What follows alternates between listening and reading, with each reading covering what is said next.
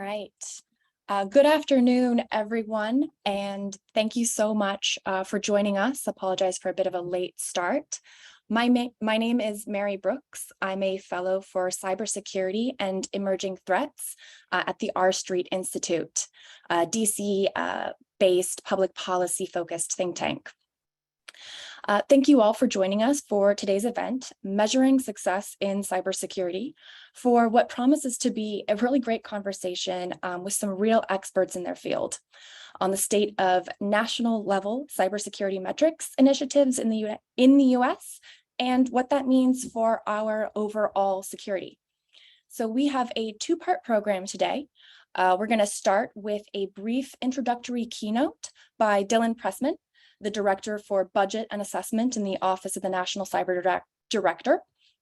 He is going to kind of tee up the conversation for us by explaining how his office is thinking about performance measurements and metrics, especially as they build out the national cybersecurity strategy. And at that point, we'll dive into our panel, which will take us from there to about the end of the hour. And then we will open for some Q&A right there at the end. So we'll end at 2:15 today. As a reminder, this event is on the record. It is open to the public and press, and it will be recorded. So Dylan, I'll start with you, and I will leave most of the direction of your remarks to you, but I did want to start with just a little bit of framing. Like I mentioned, your office is working on the national cyber strategy, and we're all very curious to know more. But broadly, how are you thinking about integrating metrics and measurements not only into the strategy process, but the end product? And how do you kind of conceptualize these different levels of cybersecurity metrics? Thank you. Thank you, Mary, for the introduction.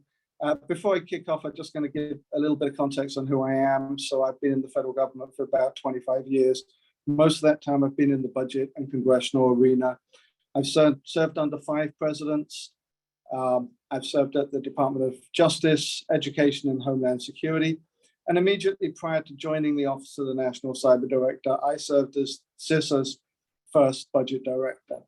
So like you said, Mary, I'm going to start by just giving a brief overview of what ONCD does, and then briefly touch on the National Cybersecurity Strategy before finally diving into the issue of national cybersecurity performance metrics. But first off, an important date, because on August the 6th, 1991, the World Wide Web went live. So in 3 days' time, we celebrate the internet's symbolic birthday. Woohoo! And if you think back to the 1990s, if you were born then, at that time, it was generally believed that the internet would serve as an inherent force for good, an inherent force for progress, for democracy, and for economic liberalization. And here we are 30 years later, and unfortunately, that view seems a little naive. Current cyber threats seem to represent a depressing betrayal of what was expected at the dawn of the digital revolution. We now see that cyberspace is a tool like any other tool, one that will amplify the values of those who wield it. Now, so far, Western governments have largely taken a largely hands-off approach to the internet in order to encourage innovation. However, dictators and criminals have not, and they have often been able to bend the promise of the internet to their will. So over the last 2 decades, the cyber ecosystem has too often been defined by our adversaries. The Office of the National Cyber Director wants to re-examine that dynamic. ONCD represents a positive vision for cybersecurity. See, cybersecurity is too often framed negatively, as in, how do we foil the ambitions of our adversaries? But ONCD looks to positively reframe the cybersecurity mission by asking, what is cybersecurity supposed to help us achieve? What do we need to do in cyber policy to help us realize those ambitions? Too often we discuss cybersecurity isolated from what it's intended to protect, as if cybersecurity is constraint on innovation and technological development rather than a conduit for it. We want to refocus the conversation to cybersecurity as a means to safeguard progress and the promise and benefit that technology can bring. President Biden has been laser focused on cybersecurity since taking office. From the creation of the Office of the National Cyber Director to signing the Cybersecurity Executive Order just 4 months into his term, the President has put cybersecurity at the very forefront in a way that none of his predecessors have. From our position in the White House, the Office of the National Cyber Director will use its platform and perspective to champion and drive coherence across US cybersecurity policy. From ONCD's perspective, we identify 4 levels of accountability: federal cohesion, public and private partnerships, aligning resources to aspirations, and enhancing resilience. Right now, as Mary mentioned, ONCD is working with the interagency and private sector on drafting the National Cybersecurity Strategy, which will build on the President's broader vision for protecting America. The goals of the strategy is to align US policy choices with national digital aspirations to build a durable, cybersecure foundation for the administration's goals and the nation's ambitions and aspirations. In implementing this strategy, the federal government will take a data-driven approach to measuring effectiveness. We'll measure the investments made, we'll measure our progress towards implementation, and we'll measure the ultimate outcomes of these efforts. But ONCD is thinking about how to assess the effectiveness of activities designed to impact the nation's cybersecurity, both within the federal government, but also across the nation in a more general sense. Now, as you're probably aware, since 2014, the government has collected a set of metrics mandated in the Federal Information Security Management Act, known colloquially as the FISMA metrics, to track the federal agency's progress towards the implementation of the administration's priorities and the best practices to strengthen federal cybersecurity. However, there's a broader question of cybersecurity performance at the national level that is critical to understand. Tracking cybersecurity performance metrics provides insight into which tools and interventions are effective, provides us with early warning when they're not effective, and when new interventions are needed to consider and additional resources are needed. Tracking cybersecurity performance metrics will support decisions for budgets and spending. Unless we understand how these responses impact national cybersecurity performance, it's impossible to prioritize resources and funding appropriately. As you're all aware, there's a lot going on in this arena already. Broadly speaking, we can see 3 groupings of national level cybersecurity performance metrics. The first could be called maturity or compliance models, and they look at whether countries have implemented certain kinds of institutional and policy frameworks around cybersecurity. These include the International Telecommunication Union's Global Cyber Index, the World Bank's Capacity Building Tool, and Oxford University's Cybersecurity Capacity Maturity Model, for example. And then there's a second group of metrics, of national performance metrics, that focus on levels of risk and vulnerabilities existing in a nation's cyber ecosystem. So you get private entities like BitSight and Cyber Scorecard, and thought leaders like Cyber Green have developed models that, in general terms, quantify the levels of risk or the exposure to vulnerabilities at the national level. And then finally, in broad terms, there are models that focus on resilience. And that's really the critical measure, which is the goal that we're all striving for. Because we all understand that attacks are inevitable in the current environment, and that risk can never be fully mitigated. And so it's critical to gain a good understanding of what it takes to recover quickly from cyber disruptions. Institutional maturity and reduction of risk and vulnerabilities are actually steps on the road to cyber resilience. Having said that, ultimately, a resilient cyber ecosystem necessarily will be built on a foundation of certain cyber institutions and frameworks, and with a keen understanding of what the inherent risks and vulnerabilities are in order to build that resilience. So combining the insights provided by each of these types of models is critical, is really necessary to build a measurement regime that provides a holistic and meaningful understanding of cybersecurity performance at that national level. And so I would like to commend R Street for bringing us together today to discuss this critical issue. This is important stuff. At ONCD, we claim no monopoly on good ideas. So please engage with us in this important work. I hope that this is the beginning of a robust national discussion that grows into an ongoing dialogue around building national cybersecurity cybersecurity performance regimes. Thank you. Dylan, thank you so much for laying it out. And we are all eagerly awaiting the strategy when it comes and to see how you integrate performance metrics into it. So thank you so much for your time. And you're, again, welcome to hang around and give your insight. But if you've got things to do, we know. So with that, I will go into our panel, which I'm really looking forward to introducing truly some of the people at the forefront of the field. So we've got Tony Cheeseborough, the chief economist of the Cybersecurity and Infrastructure Security Agency, CISA, Team CISA, not CISA over here. I'm hoping we're on the same page. Your office conducts projects to measure and quantify cybersecurity risk, program effectiveness, and cost-benefit analysis on the behalf of CISA. We're also joined by Tony's colleague, Dr. Olga Livingston, a cyber economics lead in the same office, to offer additional perspective, particularly on resilience initiatives. Now I'd like to introduce Yuri Ito, the executive director of the Cyber Green Institute, which is a nonprofit dedicated to building a movement around cyber public health. So that is the idea that cyber, like health, is a collective security problem, not an individual one, and one that requires a data-backed, kind of rigorous analytical effort in order to assure efficacy. And then finally, last, of course, but not least, Phil Reitinger, the president and CEO of the Global Cyber Alliance, whose mission is to reduce cyber risk. Their tagline, do something, measure it, pretty much neatly sums up everything you need to know about Phil's focus on very action-oriented solutions.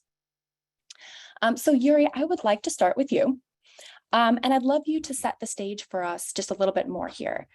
Some attendees today will have a tremendous amount of background in cybersecurity metrics, and some will be basically totally new to the subject.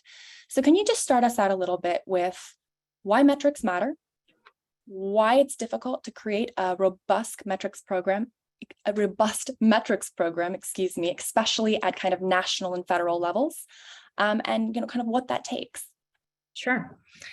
Thank you, and thank you very much for having me to talk with you. So why matters? So simply, it matters because metrics raise visibility. And as we all know, cyberspace is complicatedly layered in terms of the protocols and layers of interwoven connections and dependencies. And many of what is happening are under the shadow of those interwoven layers.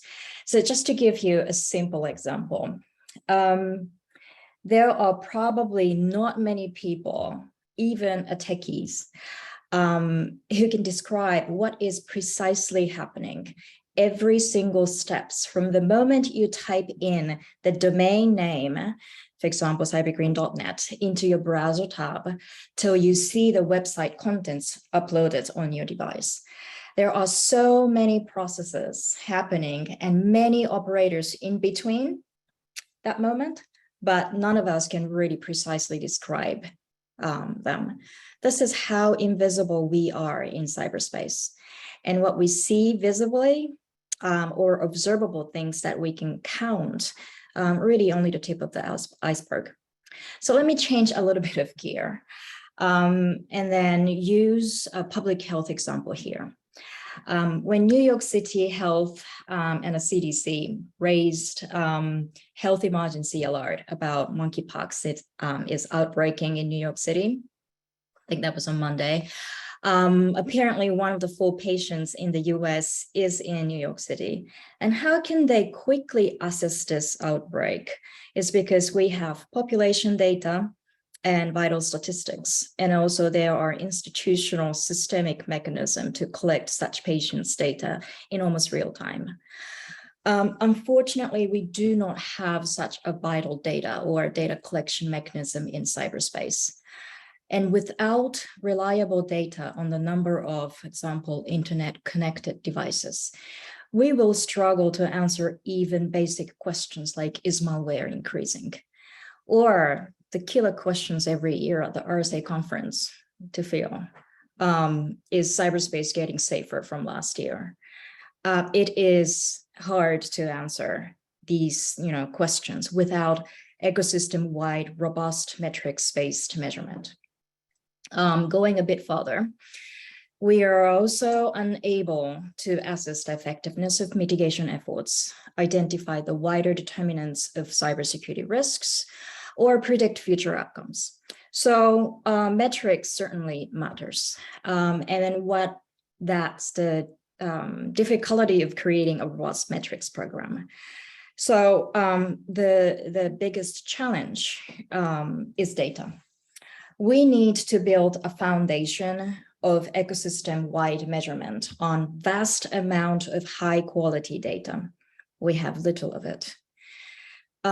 So what could a national cybermetrics program, could help us to do is, we think one set of immediate improvements would be for government statistical agencies working with the private sector, defining and gathering cyber vital data, including incidents and near misses. Returning to a public health analogy, problems leading to us going to the doctor's office or hospitalizations or death are not the only indicators of the public health, but without them, it is certainly harder to assess how the country is doing. All right, so population measurement is the key that nation's cybermetrics program help us. How many machines are out there? If we know the number of devices out there, we can talk about the incidence and prevalence of problems in a population without being able to say these people are doing this thing at this rate and that it's having this impact. It's hard to measure the effectiveness of defense techniques. And without that measurement of the effectiveness of defense techniques, we're still advising random defense techniques in random orders. I'll pause here. I talk very high level conceptual stories, but in my next round of talk, I can go a bit deeper about how Cyber Green with our technical partners measure internet infrastructure ecosystem health using the public health model. Back to you, Mary. Perfect. Thanks, Yuri. So Phil, I'd like to turn to you. I think when it comes to cybersecurity metrics and measurements, most of us are familiar with and kind of instinctively understand company level metrics, KPIs, measurements of time up or down. Can you walk us through what metrics looks like at the level of business and then how it's different kind of at the federal level? And then I would also, as kind of a secondary onto that, would love to know, you've been working on this for a while, how has the US government's thinking on national level metrics transformed in recent years? Sure, thanks, Mary, and it's great to be here and talk to people. I've been doing this for about 25 years, so it's nice to have an opportunity to talk about how we got here. So, both Yuri and Dylan talked a little bit about those enterprise level metrics, right? Those are much more concrete, much more easy to understand, as you said, things like KPIs, what are we actually going to measure about enterprises? But even in that more concrete, better understood space, as I think Yuri implied, we're really a bunch of medieval barbers, right? There's not a whole lot of science behind this. It's like, well, we've got an intrusion, we're going to put the leeches on the machines, right? Now, it's all based on expert opinion and really good expert opinion over time, but there's very little science behind it. There's very little measurement.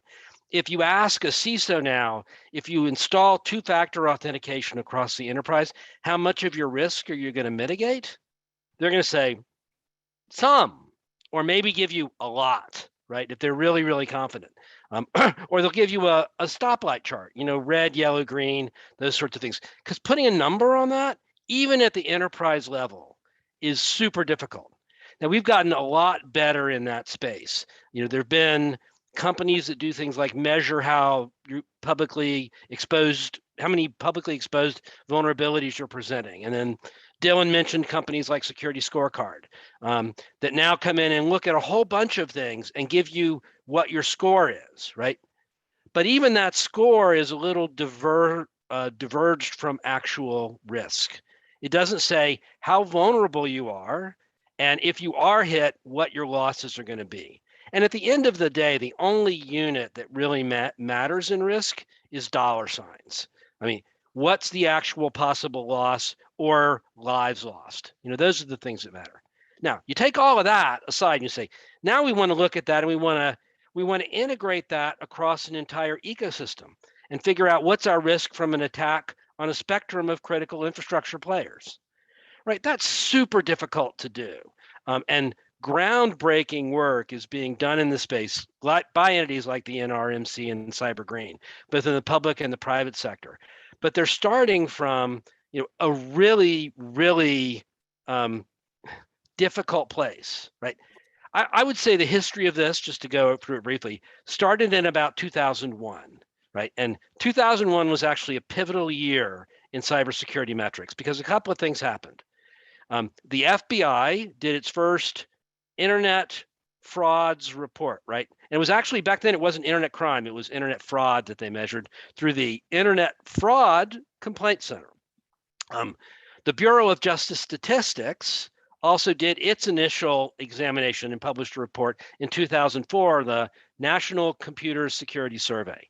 Okay, and what was key about both those things? They both measured the same thing. They measured what was the actual loss we think we had from cyber crime. That's where it all started. And like, you know, the figures are ludicrously small. Like the FBI reports around 15 million, and I think the Bureau of Justice Statistics reported around $61 million in 2001. Ludicrously small, even for that period of time. But that's where we all started. And then we got a little bit more sophisticated.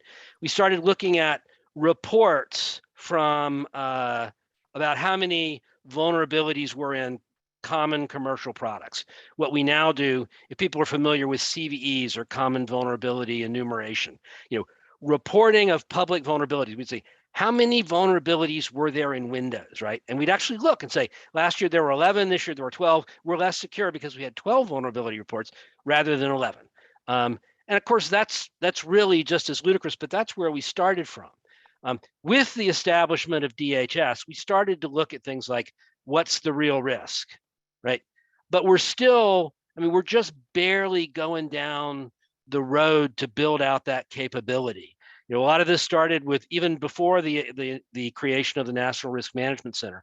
But where we've got to get to is really get to an understanding of what is cyber risk, how do we measure it, what are the ways that we can come to an understanding so that we can both make decisions on an enterprise level and an ecosystem level. Because otherwise, you know, it is sort of like, you know, we're casting the bones to figure out what's going to happen if there's a significant cyber incident and whether people in New York or Boulder, Colorado are going to have power if chunks of the grid go down, right? That's how important this is. That's why we need metrics. If you can't measure it, you can't manage it. And so I would say there is no more critical problem in the cybersecurity world today than learning how to measure risk and judging the effectiveness of actions we take to reduce it. Great. Thank you, Phil. So Tony, we are now coming to you as the chief economist for CISA. Your office may just be the closest thing that we have to a federal cybersecurity measurements program. Not quite, and I don't want to pin that all on you. But can you talk us a little bit more through how your office is looking at the problem, what you've learned, and why this stuff is like hard? Sure. Thanks very much, Mary. And thanks for hosting us. Thanks to R Street. And I've been fortunate to work with some of the colleagues on the panel, like Phil and Dylan over the years. And I'm grateful to have an opportunity to rejoin them today and learn from their perspectives and meet new colleagues like Yuri. So my office is, we're a small team of economists in CISA, very unimaginatively called the Office of the Chief Economist, or OCE, and we produce cost-benefit analysis and economic impact analysis using tools like computable general equilibrium models, for customers across CISA's divisions. And some of our recent products that we produced include a systematic review and cross-validation of the cost of cyber incidents. And that's available on CISA.gov. If you go to CISA.gov in the Office of the Chief Economist, you can see that, where we try to make as many of our reports available publicly as possible. Great. And then Olga, do you want to follow up on that, or shall I come back to you later? Oh, certainly I can follow up and mention that cost of cyber incidents is a research that's been ongoing, and we have some data where we pay closer attention at sectoral dynamics. That said, there are other types of things that we're working on, resilience assessments or attempt at risk analysis where risk cannot be necessarily directly accounted or measured. And I think this panel was the greatest mind melt that we can kind of identify the elephant in the room, is that we do not have controls effectiveness data. So we have shared understanding of what good practices are, but the data is yet to commit as to which ones are bloodletting and leeches and which ones are penicillin, right? And to continue with the public health sector example is autopsy is not a good data collection mechanism from the patient's perspective. So we have risk reduction that's loosely coupled with controls and practices implementation. And it's indefensible to postulate by how much, right? So very limited evidence exists out there, including the cyber insurance industry. That's one of the misconceptions, that they've got all the data in the world and they're dealing with sparse data sets like just we are. So it's limited data to assess how many pounds of risk reduction one can achieve by buying 10 barrels of cement, even the best cyber cement out there. And because of that, risk is implicitly embedded, but not often explicitly or directly measured. So we have notional understanding of what good looks like. So how can we build assessments or evaluations that maybe establish a baseline of what good practices are and track it in time, with a strategy that we need to collect data to confirm what our initial maintained hypotheses are. So we're going with the assumption that it works, because that's what industry believes could work. So at what point in time can we have operational validation and amass the data from operational pilots of validation to say, okay, these are 10 things that work always, and these are 5 that a nicety and enhancement, but might not be applicable to a wider audience. And we can come back on how CISA is developing a resilience assessment to look exactly into that. Over, thank you. Thanks, Olga. Yes, this leads right into kind of the second round of questions, which I hope we'll be able to get a little bit more into the individual initiatives that each of you are working on. Mary, I wonder. Go ahead. Sorry, I wonder if I could talk a little bit more about the limits of cyber risk analysis. So just maybe to foot stomp a point that a couple of the points that Olga made, and a point that Phil mentioned earlier. I so completely agree that we can't manage what we don't measure, but we can mismanage what we mismeasure. And so I think maybe I'll offer an example or two. So we sometimes get requests to estimate the benefits, for example, of investments in CISA's cyber mission, similar to a FEMA study that some might be familiar with called Mitigation Saves. And that study and studies like it are able to estimate that natural hazard mitigation saves about, the latest estimates are about $6 on average for every dollar that's spent on federal mitigation grants by comparing the risk in the absence of mitigation to the risk with mitigation. And in those terms, risk is estimated as expected annualized loss, which requires both likelihood and loss data. And it's possible for natural hazard risk because we have a long record of observed frequency and loss data for every natural disaster, both with and without mitigation. And so earlier in my career, I specialized in risk analysis for offices in DHS and other parts of the federal government. And at one point, I worked with the National Research Council on their 2010 study of risk analysis at DHS. And one of the many conclusions and recommendations that stayed with me concerns the limitations of applying natural hazard risk analysis to the study of risks that originate from intelligent adaptive adversaries, including terrorism and cyber attacks. And our assessment of likelihood obviously requires novel approaches to those hazards, since the threat and our vulnerability to it are not independent. And cyber is also different because while we do have observed loss data for cyber incidents, we don't have complete likelihood or frequency data. We only know the number of detected or reported cyber incidents or the tip of the iceberg. And so without complete frequency data, we can't accurately estimate expected loss. But one alternative that we've applied is to use the observed loss data with studies that I mentioned that Olga was the lead author on, that again is on our website, to estimate the benefits of our programs through break-even analysis, where we compare losses that are avoided to how much we spend. And that's an approach that's recommended by OMB and other organizations to estimate benefits under conditions of uncertainty like this. And a little later, as Olga mentioned, she's going to talk about another alternative that assesses cyber resilience. Perfect. Actually, and that also leads right into this because, you know, what works for one issue area for measurement doesn't necessarily apply to cyber. And so, Yuri, you know, can you please talk to us a little bit about kind of what Cyber Green is doing and how viewing cyber as a public health issue, you know, not completely pulling over, you know, public health data, but, you know, taking that mentality, how is that different than we've dealt with this issue before? And what are you kind of trying to achieve with it? So public health is about raising society level of resiliency against health problems. One of the many approaches they take is they identify the risk factors that harm society level health and then proactively mitigate them and measure them. So adapting that public health style perspective that embrace one, data-driven investigation, and the second, population-level analysis, and three, preventative approaches to shared risks, we believe would be transformative for cybersecurity practices. With this cyber public health model that we developed with Adam Shostak, Cyber Green developed the Internet Infrastructure Health Metrics Framework, in short, IIHMF.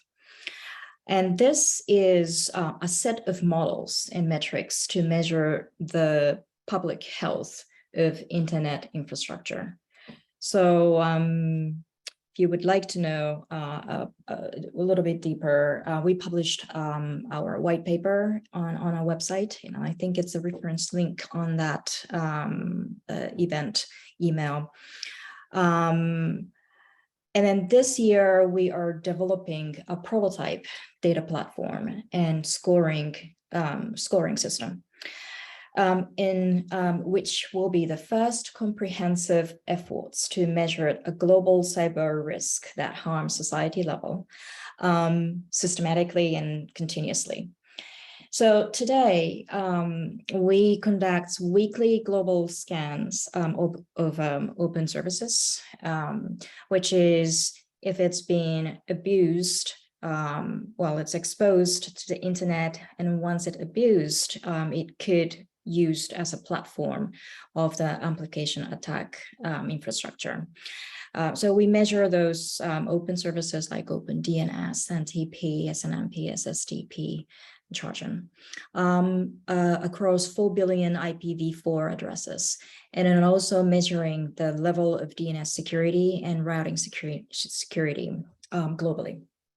And then we are developing a scoring algorithm and deliver that prototype system in September. So we're working very, very hard. The IIHMF will expand these scans to cover 3 more internet infrastructure components, including email security and certificates and security protocols and services in the next couple of years. So we believe that IIHMF will establish the first global metrics and scoring of the shared cyber risks for internet infrastructure.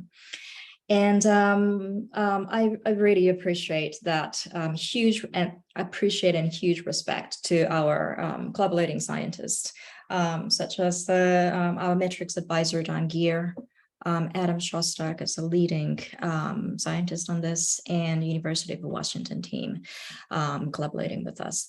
So we're very excited about this development and excited about how we can collaborate with the regional and national level cyber measurement programs. Thank you. And then Phil, let's talk about yours, the Ecosystem Security Index. So, you know, if you can imagine that Yuri is working on the gold standard for measurement, I would say we're thinking about the brass standard. The idea is that reaching real analytical rigor, the sort of stuff that Yuri and Olga and Tony work towards, is super, super hard to do.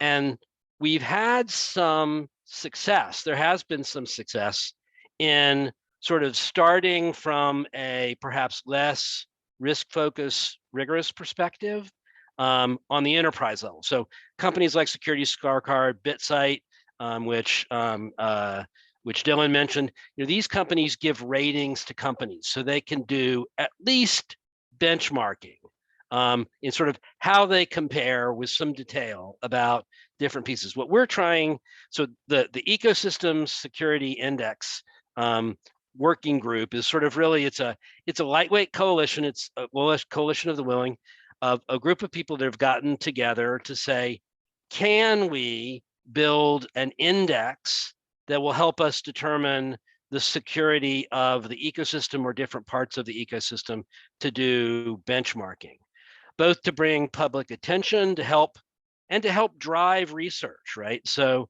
the focus of the effort right now is saying, what indicators are out there that either are proprietary or open source that we might be able to use to figure out how cyber secure, I hate to use cybersecure as a verb, but I promise I never do it, so strike that, how secure from a cybersecurity perspective we all are, and put them together in a way that's really understandable by regular people, with the idea of saying, no, we know this is not going to be perfect, but is there a way to do this so we can start to give some data out to people? We can create additional indicators and make them exposed so that people like Yuri and Olga and Tony and some other folks in the private sector and the public sector can start to look at these, or academia, and fit this into a framework that's even more rigorous. So, the idea is, wouldn't it be awesome if we could say, the US, let's imagine and put hope in our hearts. And let's imagine that we have two-factor authentication or multi-factor authentication across the entire US ecosystem by the end of 2 years from now.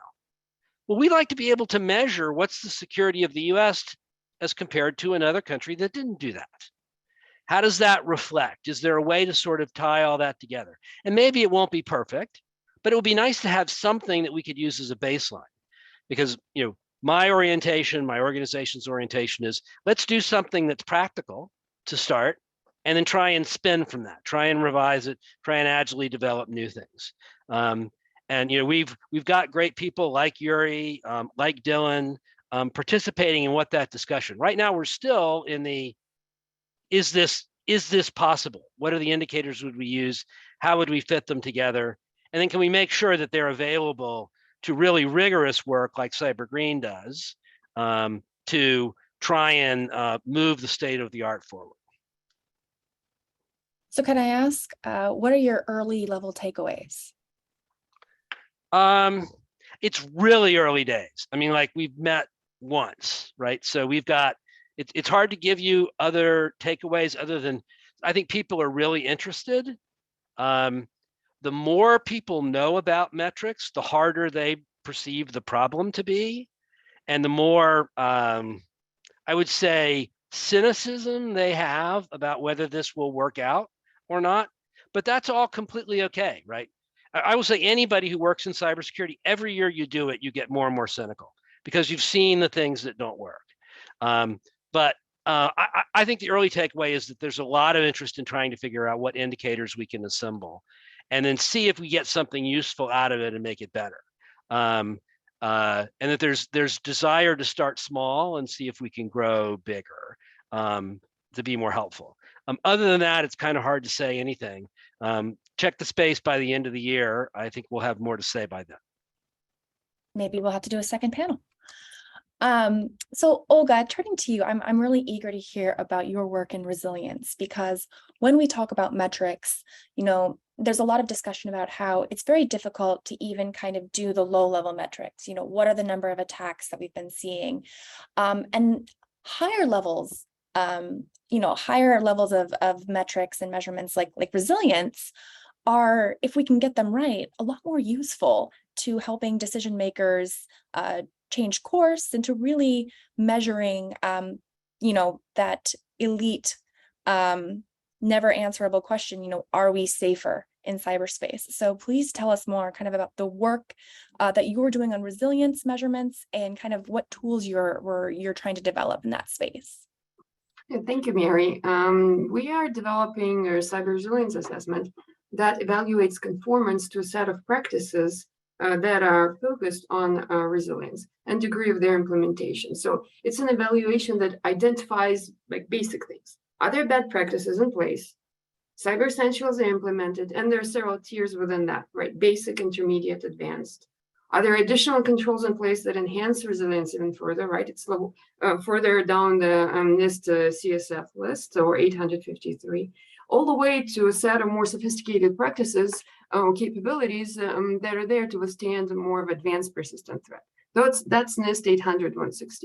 And what it all has in common is organizing principle. It's an assessment across a wide set of practices that range from having bare bones, like basics in place, to a more complex set of capabilities. And the objective here is to establish the baseline across critical entities and then larger private sector and public sector, and then prioritize mitigations and planning, but abstract a little bit from the per firm or per entity planning to more of a sectoral or wider campaigns, and then track resilience improvement in time. So the goal here is, or the organizing principle being functions, domains, and capabilities. The approach is consistent with what National Infrastructure Advisory Council suggested in their framework for establishing critical infrastructure resiliency goals, right? So it's phases of event or treating the event. So we have prior to event, during, after, and then a learning curve or feedback. So similarly here, we look across multiple domains, and each one of them assess capabilities that have to do with anticipating event or threat, withstanding the event, recovering, adapting, and then the feedback loop back into improving your security posture.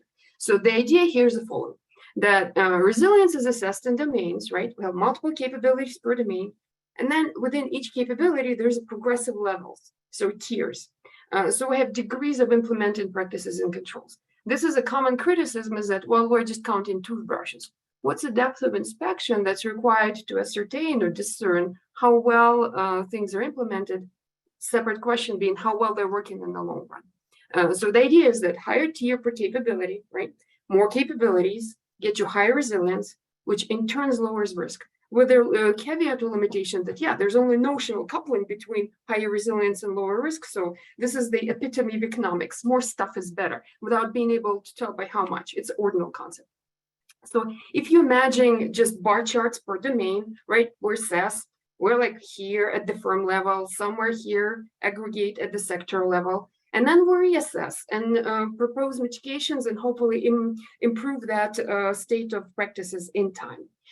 This is the best we can do defensively, based on all the methodological challenges that are there with the model and risk, as well as data availability issues. So we have a couple things working against us: limited data, but also even all the data in the world was available. There is still an open debate as to the approaches that you can use the data and model the risk. So what can we do defensively now, right? We have notional understanding of what good looks like. So we have no bad practices, do cyber essentials, basics to advanced, and then some. Then some depends on who you are and what critical assets or systems you're sitting on. And this is also confirmed by notional consensus on at most, let's say, top dozen of good controls the cyber insurance industry came to discover. So there's a recent survey, 2022, Marsh and Microsoft jointly, and there is a risk list of what insurance industry considers to be good acceptable controls. Well, 853 has a couple hundred.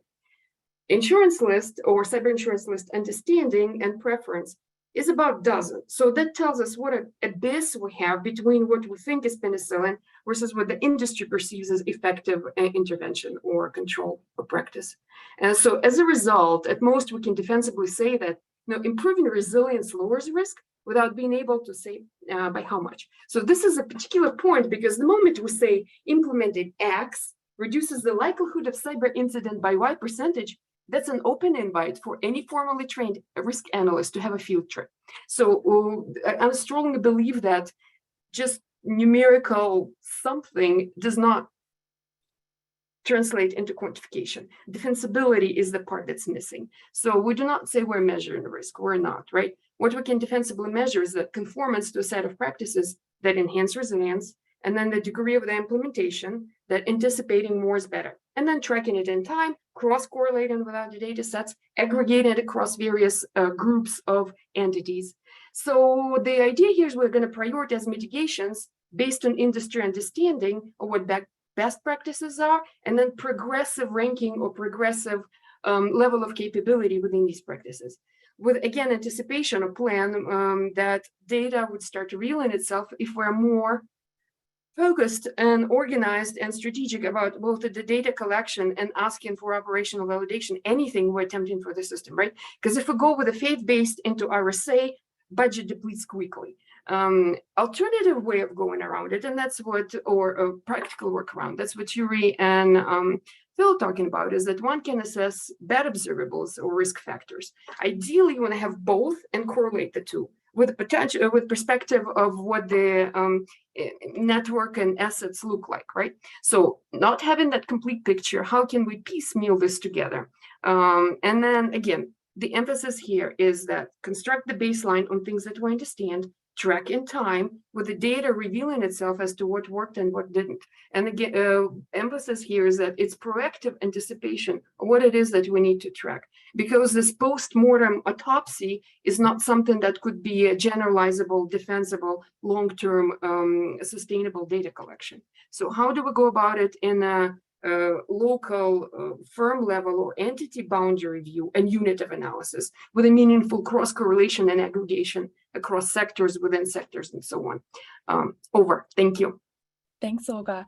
No, I want to actually seize on some of those phrases you mentioned, right? You know, not having the complete picture, needing to establish a baseline for this, needing to improve kind of the lens and sync the lens with which industry and the government view security issues. And so this question is actually going to be targeted at everyone. Tony, we'll start with you. Congressman Langevin's office, I believe, just introduced into the NDAA a bill to establish a Bureau of Cyber Statistics. This has been debated for some years. If this comes into being, if it's passed later this year, what should the Bureau look like?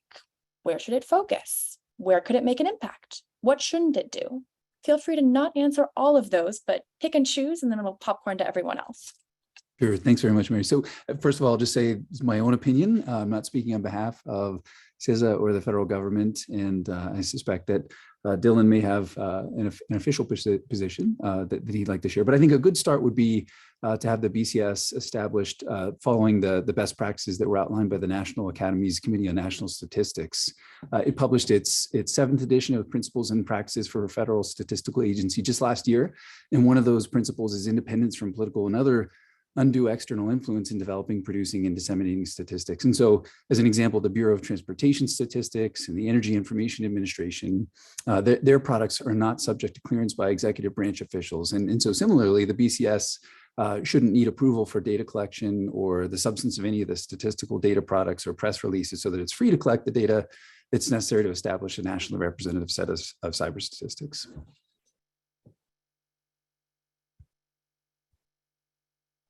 Go ahead. Phil, Yuri, Olga, Dylan, if you're still there. Well, I was going to defer to the greater experts, but I'll add a couple of things from the peanut gallery, if I could. First off, I mean, I think of all of the things that came out of the Solarium Commission, establishing a Bureau of Cyber Statistics is probably the most influential. I mean, no criticism of Dylan, but if you ask me whether I'd rather have an office of a national cyber director of a Bureau of Cyber Statistics, I'll take the Bureau of Cyber Statistics at an order of magnitude greater degree of importance, because it goes back to what Olga and Tony and Yuri said. We've just got to measure this if we're going to make effective decisions. If we got to spend money right, we've got to do our best job, right? And so, what should this group do and what should it not do? I can't get into Tony's level of detail, or I'm sure Olga's level of detail in terms of specific things, but I think the most important thing, and I saw there was a question that came in on the Q&As, how do you get this data? I think the biggest mission is collection of possible indicators that matter. I want the organization to do research and move the ball forward, but I care a lot more about making the data available so that you can really let 1,000 flowers bloom in terms of how you're going to measure this. So pulling in any sort of data that might be usable, even if it's bad data, I just would like it available and describable. And then I'll offer one thing it should not do, and that's not focus solely on loss. We've been focused at a federal level, not exclusively, but the primary focus, at least early on, and that still continues a little bit to this day, is what are our losses from cybercrime? That's important. I'm not saying ignore that, but don't be all about collection of crime data. We actually need to figure out root causes. What are the indicators that drive this? It's got to be a lot of baseline data that'll help us develop security science so we're less often medieval barbers. I'd like to add a little bit, going into very basics. One of the challenges that this work has been a lack of standardized scale. We're trying to measure something without a standardized scale. So, for example, like a definition of units. What are we counting? Separate from their interpretation or their assignments and units like countries. Really defining the data set and units, the scale, those type of basic things. Also, definitely I agree with what Phil mentioned about data collection. More investments to robust data platform and focus on collection of, to me, I think it is, cyber vital data or population data type of thing. It is really important for any research that is potentially blooming on that. More research investment on measurement is needed. Not necessarily the Bureau should do, but I think the investment to the researchers and academics to take a look, more investment to data scientists, like correlation and causation in this complex system is so challenging. And, I would use this ridiculous example, but I still love it, is we might observe, extreme example, but we might observe the people who are wealthy own Maseratis, and in hoping to make people wealthy, buy Maseratis for them. And then, of course, this is counterproductive as they're extremely expensive to maintain. In the world of internet infrastructure, there are many things that we hope are associated with good health or good cyber hygiene. And then the relationship between them is complex, nuanced, and tightly interwoven. So we have a hard time quantifying the chain from what we can observe to what we want to change, and in knowing which level, which point will be the most effective. So there is a huge gap between what we can observe and the conclusion that we can draw from, those observations. Bottom line, really, we need more research investment and population level data available for academics and researchers. And I would like the Bureau is going to be a place where make these things happening. Olga, do you have any thoughts? Oh, absolutely. If I may add and emphasize, is what you mentioned, the unit of analysis, that's extremely important. But in addition to that, it's boundary analysis, right? Because assessing everything, that's unobtainium. So what is the set that we can assess and how we cross-correlate or aggregate? Prioritization, scoping is a critical question there. So we have systematically important entities or any other entities of interest, right? They have multiple revenue streams or mission essential functions in the federal speak, and then those depend on systems. So how do we go following either NIST 8286 or all the latter editions or any other method, going from here's the 10 things that I'm doing, here's the 3 that I need to focus on. And then their critical, the math criticality and sensitivity between this revenue stream or whatever your main function is and these systems is at least documented.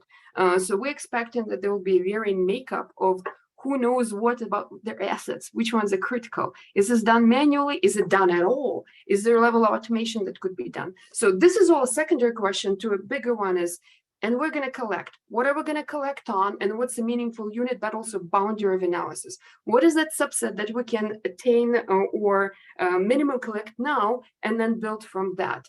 And again, I think that business impact analysis, what Phil mentioned, is it's tying this functionality of this system state to this revenue stream or your mission essential functions. Lacking that view, we're going to be assessing the systems that are controlling something in the back end or not controlling, that are auxiliary in nature, but that's all constrained resources, right? So if we're collecting on something that we shouldn't be collecting, it means there are other things that are overlooked. So how do we have a cohesive approach to business impact analysis to scope and prioritize the collection and assessment? So that I think is a first step or one of the many steps in. We're going to define the metrics, how we are intelligently segmenting the space in which we need to collect, and in what priority ranking or sequence. Over. Thank you. At this point, please do consider the question and answer box to be open. You can please put your name and affiliation as well as a question in it. We will get to that those questions which we can in our limited time remaining.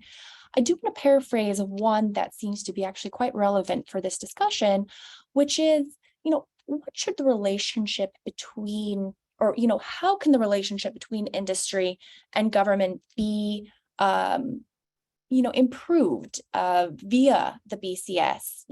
What is the information that the government will be seeking? How do you deal with issues of liability and anonymization of data? Does anonymizing the data remove some of the usefulness for the government? Does it prevent it from, sharing as rapidly? How can industry know that they won't be held liable, or will they, if it's proven that they are not following some type of standard? So kind of whoever wants to take any corner of that, feel free to. Sorry, Phil, if you want to go ahead. Go ahead. So I won't talk about the liability so much, Mary, but I will say, so I mentioned some of the limitations of applying risk analysis to cybersecurity, but I do think there are some opportunities to address those limitations that get to some of the points that you just mentioned, including the collection, again, of nationally representative statistics, but not just through a Bureau of Cyber Statistics, but there is also a new regulation that was recently required by the Cyber Incident Reporting for Critical Infrastructure Act, or CIRCIA, as we're calling it within CISA. And that's a new regulation that will require critical infrastructure owners and operators to report cyber incidents, covered cyber incidents for covered entities to CISA. And we're beginning to think about how to do that. And that will help us to better understand the likelihood and frequency limitations that I mentioned earlier. And so I just thought I'd throw that out as, again, not something in response to the liability, but something that I think will help us in addition to the Bureau of Cyber Statistics. In line with what Tony was saying, I think the incident reporting data is great. And in all kindness, Tony, you guys are terrible at acronyms. We got to stop doing acronyms that start with CI and CA and CE and CS because they're all starting to run together, either for me, and I've been doing this for 25 years. But the actual effort is super important. I don't, however, want to conflate incident data with all of the things that we'll need. And I don't think Tony was, but it's an important piece. And when we talk about actually building collaboration with the private sector, generally what people are thinking about is the private sector may not want to share incident related data. A huge chunk of the stuff that would be valuable indicators is not related to incidents at all, or maybe related to incidents that don't involve you, but do involve others. Like, knowing, for example, all of the practices that are implemented by a an internet registrar that effectively reduces malicious domains would be a super useful thing to do. So let's not just say this is stuff the industry doesn't want to share with government. There's stuff industry doesn't want to share. Sometimes it's because they're worried about liability, and sometimes because it's proprietary information. I mean, like, think about the security scorecards and bit sites of the world. They make a business model out of the risk information they've got. But maybe they'll be happy to share anonymized, or because the business model for that is really around work to enterprises. Could you get generalized data from those entities that would help you to fill this out? It just takes, and I don't mean to minimize this by saying it's easy. It's not easy, but we've just got to think broadly about where is there a joint interest in sharing this sort of data. And I think we can find places to start. There'll be places where we can collect the data if the right business proposition is set forward to share that data. Just like to say quickly in response, I think, Phil, I'd agree. I think the incident data it falls under the necessary but insufficient condition. And onto the acronym point, I take your point in defense of my CISA colleagues. I will say that that's the acronym as defined in statute. If we have any staff, we might be able to address that. Well, I'm going to blame Congress then. There are more CI and CE acronyms out there than I can shake a stick at. But God bless you. You do great work, and the NRMC does great work. Olga, do you want to say something? Oh, thank you. I'll address the question about mixing scales and ratios. I mean, lucky for us, that's been conclusively addressed in Science in 1946. I believe Stevens' article on scales and measurements. So yes, I recognize the difference and we understand the permissible mathematical operations for each set, from counts to nominal ordinal to interval and whatnot. The point is that we see it quite often that we do have things that don't meant to be averaged, also weighted averaged. So that is something that we're looking at in scoring. How do we avoid all these common pitfalls?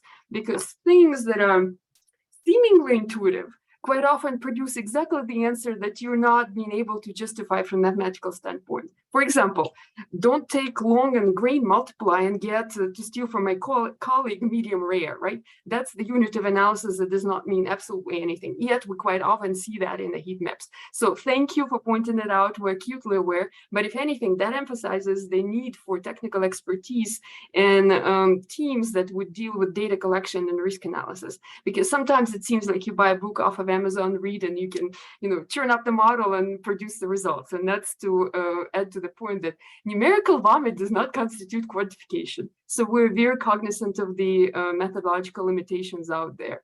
And then methodologies need to be defensible and the results peer reviewed. So yes, absolutely. Thank you for pointing that out. Great. Thank you, Olga. And that was in response to a question in the chat box about scales. So we have about 5 minutes left. And so I think what I'd like to do is just open the floor to one final question and then final comments from each of you. If you could take about a minute. So what do each of you believe is the single most important thing that should be measured, whether that is or is not measured at the moment, but that we have a capacity to measure, or that we need to develop new tools for measuring? And then just any kind of concluding comments. Phil, can we start with you? Yes. Well, gosh, there's, narrowing it down to one thing that we need to measure that we're not is almost impossible.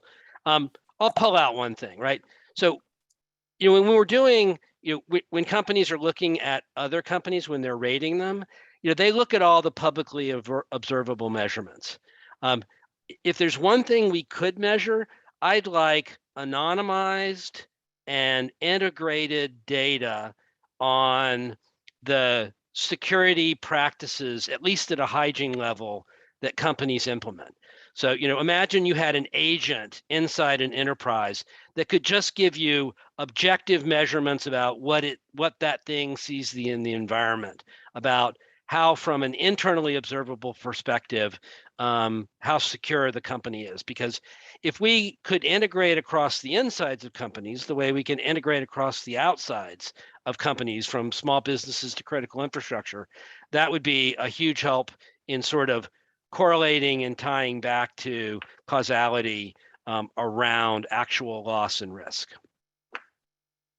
Great. Popcorn to Tony, if that's all right. Sure. I just mentioned in closing again, I think thanks to everyone, thanks to Mary, to you, to R Street for having us, to the other panelists for spending their time and sharing their thoughts and wisdom with us. I just say again, I think we're beginning to make strides in addressing some of the limitations in applying risk analysis to cyber through a number of the approaches that have been discussed today. And I think it's exciting to be working in cybersecurity at a time where we have the opportunity to begin to make use of new data sources like the cyber incident reports that I mentioned that are likely to begin in the next few years, as well as the potential for a Bureau of Cyber Statistics that I'm hopeful will become a reality in the not too distant future. Thank you again. Great, thank you. Yuri. Yeah, I echo. Thank you very much for the opportunities. Just speaking with you all, and very excited. I can't choose one. I definitely cannot choose one metrics that we need to measure. But I have to say that really science starts from data. And we all know that we need to make cybersecurity a science. So there's a lot we have to do, and then we can do together. So I'd like to conclude with my very excitement for the future collaboration. Thanks. Thank you, Yuri. Olga. Oh, absolutely. If there's something I can emphasize, it's controls effectiveness. That is something that's a limiting factor for more than one industry. This is something that requires continued dialogue and healthy constructive criticism, both about the data collected and approaches for analysis of before and after, and then what the technology has done for me lately. And absolutely appreciative of you inviting us here, because it's very rarely that we get to have policy discussion with a deep dive into scales of measurement, right? Granted, how lucky for us, math hasn't changed for the last 100 years. We're in good hands. We have a strong community that knows how to do this. We're just looking forward for genuine partnership where there's some notional understanding of technology, which we can test run on, in development environment and understand what operational validation could look like for it. So please partner with us on things that you can partner with us, and we'll be honest and forthcoming in our methodologies, but we cannot produce data. We cannot gin up data in absolute, privacy around offices. That is something that is a shortcoming, recognized limitation, and we really appreciate industry stepping up to the challenge. Thank you, Olga. And Dylan. So Mary, and to all of our Street, I want to repeat my comment from earlier. I want to thank you for bringing this event together. And I hope that this event can be a rallying cry for some of the themes that all of us has talked about: the need for unit of measurement and the need for to scientifize, that's not a word, to increase the rigor in the metrics, in the data collection element, and in the metric production, and to broaden that to not just be about individual organizations, but to broaden that to the entire nation. And so, like I said, I hope this can be a rallying call to join this and increase this and perpetuate this discussion as an ongoing conversation of how we can build those metric regimes, because it's not a one and done kind of conversation. This is going to take a lot of thought.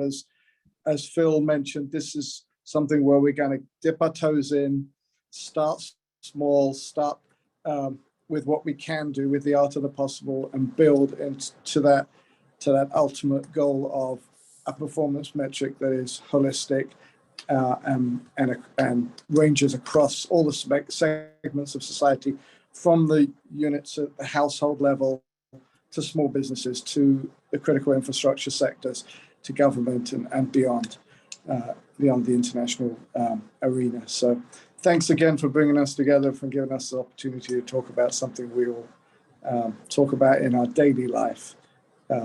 This was great. I really appreciate the time of all 5 of you. Thank you on behalf of our street. For the audience, just remember to sign up to our YouTube channel for an alert when the video is posted. And thank you again, the 5 of you for being here today and for sharing your honest opinions about what's going on in the space and where we need to move next. So have a great day. Thank you. Thank you.